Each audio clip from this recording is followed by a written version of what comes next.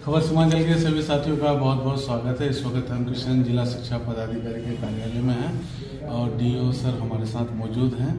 पिछले दिनों शिक्षा विभाग के अपर मुख्य सचिव के पाठक जी यहाँ पर आए थे और स्कूलों का हालचाल देख कर के गया है। बिहार में अब तक उनको सबसे बेस्ट स्कूल किशन में ही मिला, जो इस बात की वो खुद तस्दीक करके गए हैं। तो हमारे साथ डीओ सर हैं, सुभाष गुप्ता जी हैं। हम उनसे जानना चाहेंगे कि कैसा सर उनके साथ एक्सपीरियंस रहा, वो स्कूल विजिट किए अब तक, बताइए आउटपुट कुछ। उनके साथ जब से काम करने का मौका मिला है तो मैं खुद भी सीख रहा हूँ और उनके मार्गदर्शन में और उनके जो भी निर्देश मिले हम लोगों को, उनका हम लोगों ने 100% पालन किया और इसका परिणाम ये हुआ कि आज हमारे स्कूल बेहतर स्थिति में है, संसाधनों से भरे पूरे हैं हमारे स्कूल और शिक्षक समय पे आने लगे हैं। बच्चों की उपस्थिति निस्संदेह पहले की अपेक्षा बहुत बढ़ गई है और स्कूलों में जो भी कमियां थी, चाहे जीर्णोद्धार के मामले में हो या बेंच डेस्क के मामले में हो या फिर कमरों के मामले में हो या शौचालय के मामले में हो, हर दृष्टिकोण से स्कूलों को बेहतरीन करने का प्रयास किया जा रहा है और आगे हम लोग और भी करेंगे इसमें।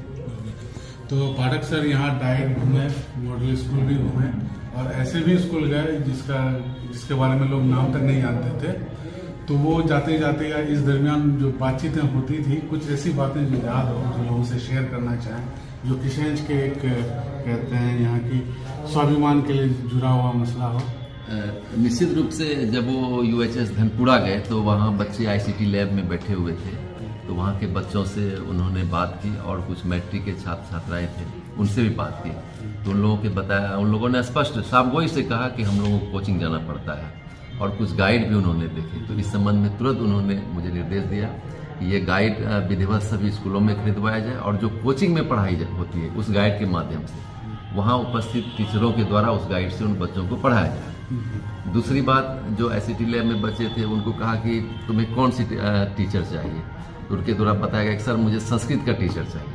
तो पाठक सर ने कहा कि संस्कृत का टीचर क्यों चाहिए, इसकी क्या ज़रूरत है। तो उन्होंने कहा कि संस्कृत में सर फेल कर जाएंगे तो हम फेल कर जाएंगे।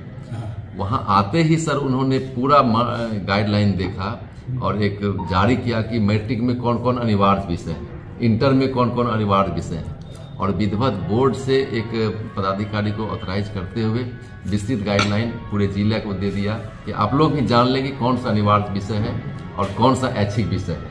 और निश्चित रूप से बहुत सारे पदाधिकारी, खुद मैं भी नहीं जानता था कि कौन सा विषय है।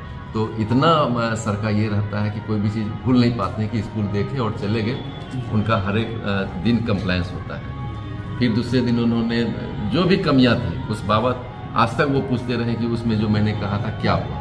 अच्छा, हाँ, फॉलोअप अभी भी कर रहे हैं वो। जैसे UHS धनपुरा में चूंकि हम लोगों की ट्री 2 में शिक्षकों की जो भी वैकेंसी थी वो एंट्री हम लोगों ने पहले ही कर दी थी सर के आने से पूर्व ही। जब वहाँ के बच्चों ने बताया कि मुझे कंप्यूटर साइंस में या इंग्लिश में जो भी विषय की डिमांड उन बच्चों के द्वारा की गई, तो फिर संशोधन करके हम लोगों ने उसकी पूर्ति कर दी। तो ये तो बहुत बड़ी उपलब्धि है।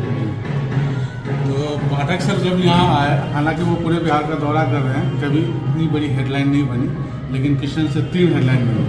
एक तो पुष्प वर्षा हुई, 1 लाख और वैकेंसी होगी, इस तरह की कई हेडलाइन बनी जो पॉजिटिव हेडलाइन बनी और पूरे बिहार में ये एकदम बिल्कुल सुर्खियों में, अगले दिन अखबारों में सुर्खियों में रहा।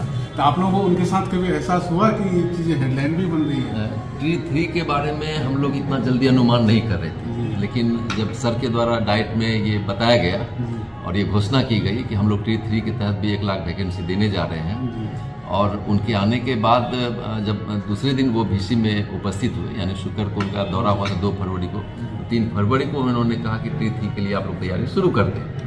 और आज के दिन में हमारे यहाँ जो वैकेंसी ट्री 3 के लिए आज रोस्टर क्लियर हो जाएगा। 1630 वैकेंसी फिर हमारे जिले के लिए है, तो ये मामूली बात नहीं है। और आपको जानकर आश्चर्य होगा कि ट्री 1 में हमारे यहाँ लगभग 1250 और ट्री 2 में भी लगभग 1275 लोगों की ज्वाइनिंग हो चुकी है और फिर 1630 हम लोग ट्री 3 में दे रहे हैं। तो इस प्रकार बहुत बड़ा अचीवमेंट है। जो भी उन्होंने घोषणा की वो सरजमीन पर अभी दिखने लगा। तो सर जब से पाठक सर आए हैं, सुबह 9 बजे ऑफिस आते होंगे और रात 9 बजे ऑफिस जाते होंगे, लेकिन आपके सबऑर्डिनेट स्टाफ है 9 to 5 में उनको परेशानी होती है। तो आप कैसे कोप अप कर रहे हैं जबकि आप एक टॉप लेवल के अधिकारी हैं? पहले हो सकता है परेशानी होती हो, लेकिन अब चूंकि कार्यों का बोझ इतना है, दायित्व इतना है और हमारा जो नियंत्रण है, प्रशासनिक नियंत्रण है, उसके तहत अब कोई भी बिना हमसे पूछे जा नहीं सकते हैं। बहुत अत्यावश्यक हो तो हमसे छुट्टी लेकर जाते हैं, अदरवाइज जब तक हमारी भीसी शुरू होती है और भीसी समाप्त होने के बाद भी कार्यों की आवश्यकताओं को देखते हुए ही हम लोग स्थल छोड़ते हैं। तो इसमें कहीं कोई बात नहीं है, सभी लोग काम करते हैं और समय देते हैं और कहीं से भी कोई ये नहीं है, और चूंकि ये जानते हैं कि अब मुझे करना है, क्योंकि कार्य बहुत कम है। सिर्फ रहना एक दायित्व नहीं है, बल्कि रहना एक जरूरी है, इसलिए कि बहुत सारे कार्य हैं। क्योंकि पाठक सर का एक तथ्य मुझे बहुत महत्वपूर्ण लगा कि जब तक आप काम नहीं करेंगे रात भर तो सुबह हमारा स्कूल कैसे चलेगा। तो इसके लिए हम लोगों को थोड़ा अलग मेहनत करना पड़ता है और हम लोग करेंगे। ये अच्छा भी लग रहा है, काम करने में मजा आ रहा है, अच्छा लग रहा है और हम चाहते हैं कि ऐसे पदाधिकारी हमारे साथ लंबी अवधि तक जुड़े रहें। बिल्कुल, और किशनगंज वाले भी चाहते हैं कि आप लंबी अवधि तक यहाँ पे रहें, क्योंकि आपके कार्यकाल में रंग रूप सब कुछ बदला है किशनगंज का, और त्वरित कार्रवाई जिसको कहते हैं वो यहाँ पे अब होने लगी। ये बहुत बड़ी बात है। तो सोशल मीडिया से कितना आपको फायदा हो रहा है सर? ये अगर हम आपसे नहीं, सोशल मीडिया से बहुत तरह के फायदे हो रहे हैं। जिन चीज़ों के बारे में हम नहीं जान पाते हैं, जिन हेडमास्टर्स के बारे में, टीचर्स के बारे में हम नहीं जान पाते हैं, या जो हमारे सबॉर्डिनेट हैं या बीपीएमयू के जो स्टाफ है नहीं बता पाते हैं, तो सोशल मीडिया से वो जानकारी मिलती है कि ये टीचर बिना सूचना गायब रहते हैं या समय से स्कूल नहीं जाते हैं, तो हम उसको ट्रेस कर पाते हैं। तो ये सोशल मीडिया का बहुत बड़ा इफेक्ट है या सहयोग है या अवदान है, जो भी कहें, हम उसको एक्सेप्ट करते हैं और उनका सहयोग लेते हैं। और एक महत्वपूर्ण हम बताना चाहेंगे सर के द्वारा, जो अभी शहरी क्षेत्रों में जो T2 और T1 में हमारे जो शिक्षक बहाल हो गए, उसमें बहुत सारे जो नियोजित शिक्षक थे वो भी बहाल हो गए। शहरी क्षेत्रों के भी टीचर थे, तो वो स्कूल लगभग खाली हो गए। तो अब जो सर का गाइडलाइन आया है, वो सक्षमता परीक्षा में जो टीचर पास करेंगे और मेरिट के हिसाब से उनकी पोस्टिंग शहरी क्षेत्रों के विद्यालय में होगी, ताकि उन शिक्षकों की भी पोस्टिंग हो जाए और शहरी क्षेत्रों में जो रिक्तता है शिक्षकों की वो भी पूरी हो जाए। तो ये गुड न्यूज है। हाँ, ये गुड न्यूज है हमारे नियोजित शिक्षकों के लिए और हमारे शहरी क्षेत्र के विद्यालयों के लिए भी कि वो घबराए नहीं, क्योंकि वहाँ बहुत सारे सीट वैकेंट हो गए हैं। तो बहुत जल्द ही वहाँ भी हम लोग टीचर देने वाले हैं। और जो नियोजित टीचर हैं उसके मन में कुछ संशय है, जिसके बारे में आप सुनते होंगे, कंप्यूटर एजुकेशन, ऑनलाइन एग्जाम, राजकर्मी बनाने के लिए, तो उनके हौसला अफजाई के लिए आप क्या कहना चाहिए? पूरी तरह विभाग उनके साथ है, वो सक्षमता परीक्षा दें और इसमें कहीं कोई दिक्कत वाली बात नहीं है और किसी प्रकार के घबराने की जरूरत नहीं है। जो भी विभागीय स्तर से प्रश्न पूछे जाएंगे वो पैटर्न के अनुकूल है और उनके अनुकूल है, उनकी दक्षता के अनुकूल है, इसलिए घबराने की जरूरत नहीं है। और सभी लोगों से अपील करेंगे कि वो सक्षमता परीक्षा में निश्चित रूप से शामिल हो।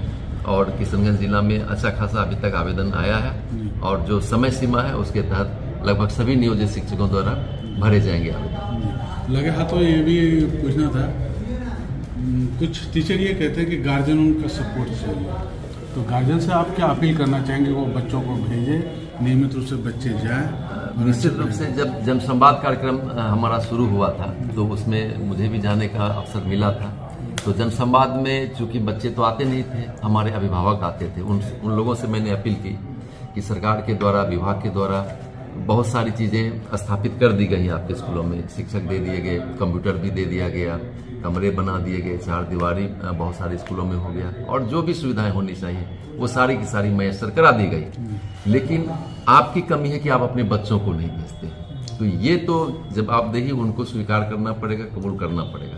तो जब तक अभिभावक जागरूक नहीं हो जाते हैं और अपने बच्चों को नहीं भेजते हैं तो हमारा स्कूल कैसे डेवलप करेगा। और दूसरी बात मैंने उन्होंने की कि बहुत सारी राशि का हस्तांतरण डीबीटी के माध्यम से बच्चों के खाते में या अभिभावक के खाते में जाती है। तो अभिभावक का दायित्व बनता है कि या साइकिल की राशि हो, पोशाक की राशि हो या छात्रवृत्ति की राशि हो, तो वो बच्चों का हक है। तो बच्चों को पूरा वो निकाल कर दे करके, पोशाक है तो पोशाक सिलवा दें, साइकिल है तो साइकिल खरीद के दे दें, ताकि वो गैप नहीं रहे। हम लोग स्कूल जाते हैं तो पोशाक में बच्चे नहीं मिलते हैं, अब हेडमास्टर कहते हैं कि वो बच्चों के खाते में है, तो यहाँ तो गार्जियन की भूमिका बनती है। हेडमास्टर तो हमारा प्रयास करते हैं, तो सारी जवाबदेही तो हम हेडमास्टर पे नहीं थोप सकते हैं। इसलिए अभिभावकों से मेरी अपील है कि जो अभियान चला है उसमें आपकी पूरी सहभागिता हमें मिलनी चाहिए। ताकि वो स्कूल आपका है, स्वरूप आपके स्कूल का बदलेगा, भविष्य आपके बच्चों का संभलेगा। आपका इलाका चमकेगा निश्चित रूप से। चलिए लगे हाथों, आखिरी में एक सवाल ये पूछने जाएंगे, आप तो लगातार स्कूल विजिट कर रहे हैं, किशनगंज में सबसे पसंदीदा स्कूल आप बताइए। नहीं, हमारे किशनगंज में 1458 स्कूल हैं, 142 हमारे +2 हैं, पुराने 25 थे और अभी 117 जो उच्च माध्यमिक में तब्दील हो चुके हैं, बाकी प्राइमरी और मिडिल हैं। हमारे सभी स्कूल पसंदीदा हैं, इसको बाइफरकेट न किया जाए। हम सभी स्कूल को, आपका अगर इशारा कुछ स्कूलों की तरफ है तो मैं सारे स्कूलों को उसी दृष्टिकोण से देखता हूं और मैं चाहता हूं कि बहुत जल्द सारे स्कूल उसी रूप में परिवर्तित हो जाए और मेरा प्रयास यही है कि सारे स्कूल बेहतर हो जाए। और जो टीचर आज भी अगर रो रहे हैं कि भाई टाइम पर 9 to 5 जाना पड़ रहा है, उनको क्या करना चाहिए? नहीं, ऐसे स्कूलों, ऐसे शिक्षकों के बारे में मेरा यही होगा कि चूंकि आप अपनी सेवा एक ऐसे क्षेत्र में दे रहे हैं जहां आपकी आपका तालीम दिया जाना बच्चों के लिए, बच्चों के भविष्य के लिए बहुत महत्वपूर्ण होता है। और एक शिक्षक ही है जो तो शिक्षक तो है, लेकिन वो उससे भी ऊंचे पद पे वो लोगों को ज्ञान देता है। उनके पढ़े हुए बच्चे IAS होते हैं या IPS होते हैं, इंजीनियर्स होते हैं, मेडिकल में जाते हैं, सब जगह और वो आते हैं तो उनके पांव छूते हैं, तो ये उनका बहुत बड़ा स्थापत्य है। तो हम मानते हैं कि ऐसे शिक्षकों को इन विषयों पर नहीं सोचना चाहिए, बल्कि 9 से 5 क्या उससे आगे भी बढ़कर उनको समय देना चाहिए और बच्चों को ज्ञान देना चाहिए। उनकी ही गरिमा बढ़ेगी। और जो अलुमनाई हैं, जो डॉक्टर बन गए, जो इंजीनियर बन गए, उनके लिए भी तो कुछ अपील कर सकते हैं ताकि वो अपने भी स्कूल में कोई कंट्रीब्यूट कर सके। हाँ, ऐसे शिक्षकों से जो अपने स्कूल से विरमित हुए और किसी अच्छे पद पर चले गए या किसी अच्छे जॉब में चले गए या किसी प्रतिष्ठित संस्थानों में वो जॉब कर रहे हैं, उनसे मेरा आग्रह होगा कि वो अपने स्कूल एक बार विजिट करें और सभी बच्चों के साथ कोऑर्डिनेट करें, उनको अपनी बात उनको बताएं और कैसे उन्होंने सफर तय किया, ताकि दूसरे बच्चे मार्गदर्शन प्राप्त कर सके और उनकी हौसला अफजाई हो सके। तो ये थे हमारे शिक्षा अधिकारी सुभाष गुप्ता जी, जो बड़े साफ गोई से सभी स्कूलों के बारे में बता रहे थे। और वैसे भी 1 क्लिक में सारे स्कूलों के बारे में आप जानकारी रखते हैं और इनके कार्यकाल में सारे स्कूल बिल्कुल चमक रहे हैं, दमक रहे हैं और सारे बच्चे, सारे गार्जियन बड़े खुश हैं।